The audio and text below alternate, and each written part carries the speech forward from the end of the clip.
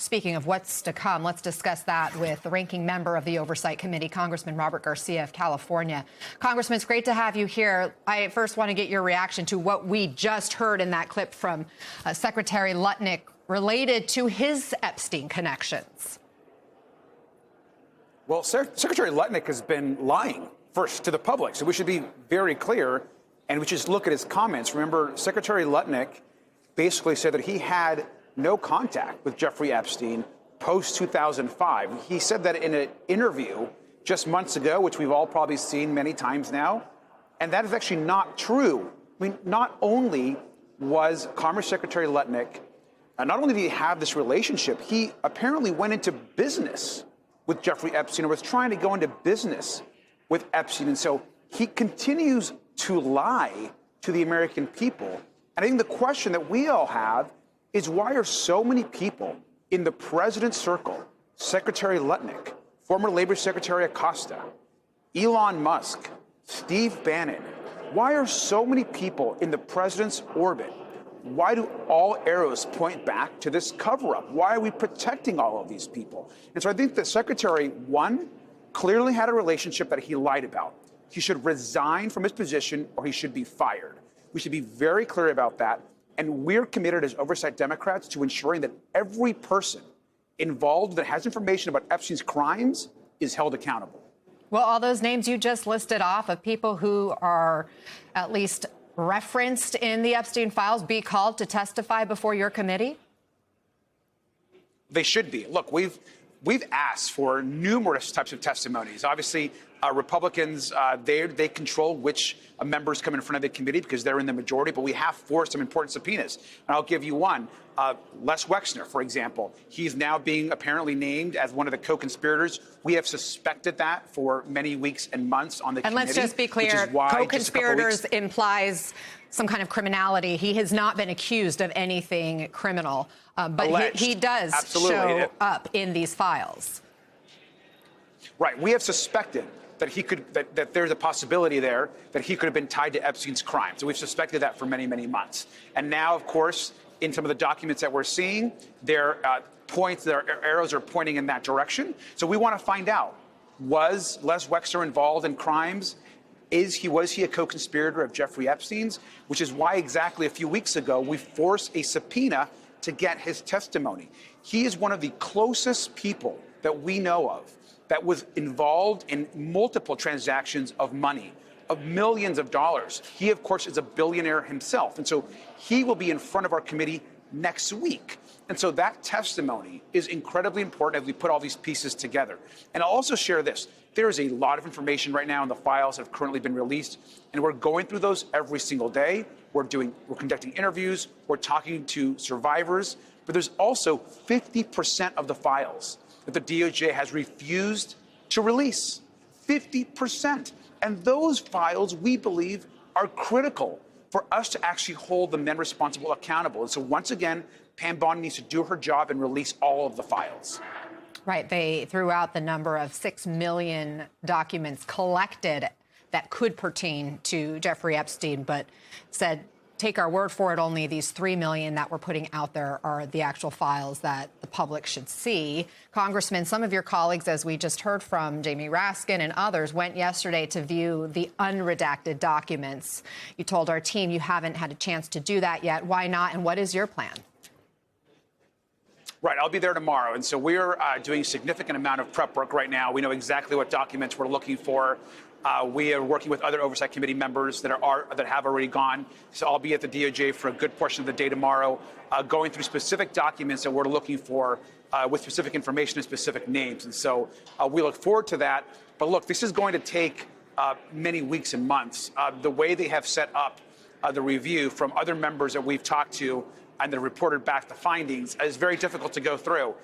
But good information is there. We're going to continue to get that information. And then, of course, we're going to get, hopefully, all the other documents that the DOJ has not yet given to us. They can continue to withhold them. What specifically are you looking for? Look, we have information that has been provided to us by survivors. I am talking to some additional folks today that are providing information and certain documents and names that we are looking for. And so This is also it's an important process. It's one that we have to be very careful about. That we're finding the right documents and matching those with some of the requests by survivors as well. Well, we definitely want to hear you after you go and have you back after you have a chance to look at those documents. Some of your colleagues who've looked at them say there are redactions in these files that shouldn't be there.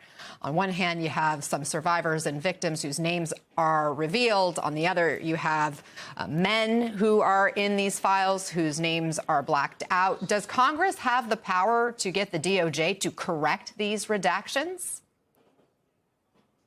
Well, we've been communicating with DOJ and asking them why do they continue to redact information that they're not legally supposed to redact. We know that's in the law that was passed. It's been pretty clear, but they continue to over-redact. And then in some cases, as we know, they're not redacting the names of victims and survivors. And so they've completely botched this release and continue to cover up critical information.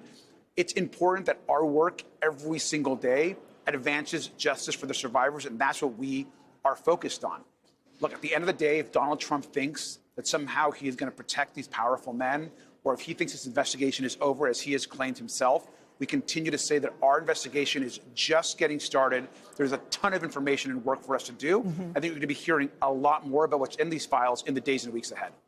Right. I mean, there are still tons of files journalists like us and other outlets are still going through, too, to try to understand what's new and put all the pieces together. The Miami Herald reports that they have found documents that show in July of 2006, then citizen Trump called Palm Beach's former police chief to tell him that Epstein's interactions with teenage girls were well known in both New York and Palm Beach at the time. A DOJ official says they're not aware of any corroborating evidence that Trump contacted law enforcement 20 years ago.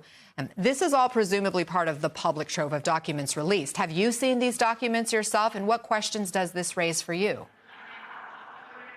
Right. I mean, we've obviously seen all these documents reported. I mean, look, I think the most important thing here is that Jeffrey Epstein was clear that Donald Trump was his best friend for over a decade. Donald Trump has denied and has tried to essentially say that he barely knew Epstein. He viewed him a certain way. But we now know, in every single document that was released, we now know that the evidence continues to pile up, that there was a real relationship and that Donald Trump did know Jeffrey Epstein. Why were women, as we know, recruited from Mar-a-Lago? Why is Donald Trump basically claiming that, he didn't, for example, do the birthday note that we all know he did? He continues to try to distance himself. But with that email and others, it's clear that Donald Trump knew about Jeffrey Epstein. As far as what he knew, what activities, what was he involved with, what did he see, what did he try to cover up? Those are the questions that are in front of us right now that we're trying to get answers to. And every single day that moves forward, we get more evidence, more information, more people talk to us. We conduct more interviews. So that work continues every single day by our team of oversight lawyers and staff and researchers. And the case continues to build, and the arrows continue to point back to the White House. We don't know what Trump knew when.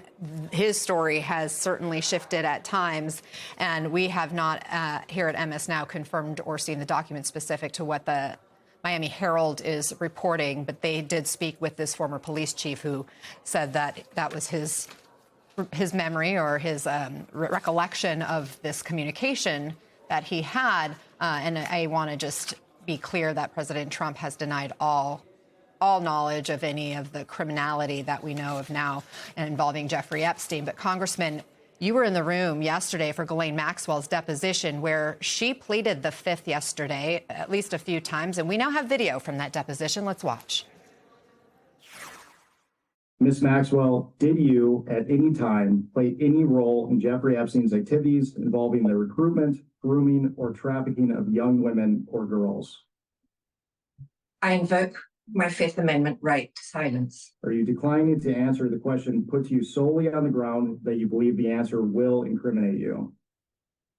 I invoke my Fifth Amendment right to silence. Can you please provide us with all the names of other additional co-conspirators to the crimes perpetuated by you and Jeffrey Epstein? I invoke my Fifth Amendment right to silence. Oversight Chairman James Comer called those answers very disappointing, but This was not unexpected. Congressman, help us understand what the goal was here, and why not keep firing question after question after question at her? At least get every question on the record. You could have made it very uncomfortable for her.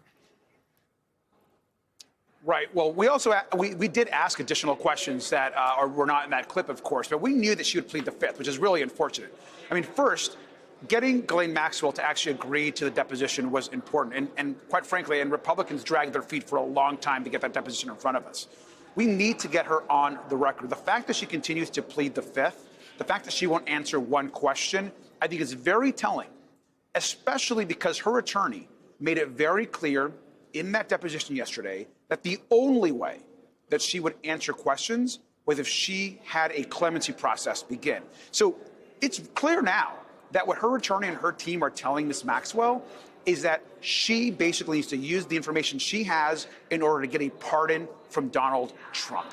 And that is shameful, that is wrong, and the survivors and the victims of Jeffrey Epstein have come out loud and clear that that is not acceptable. For her attorney in that deposition yesterday to basically say that only she knows the truth and the only way to get that truth is if somehow she can get clemency, that is a direct signal to the White House for Donald Trump to give her a pardon. And the single fact that the president has not ruled out this pardon is unbelievable. She is a monster who herself abused women and girls.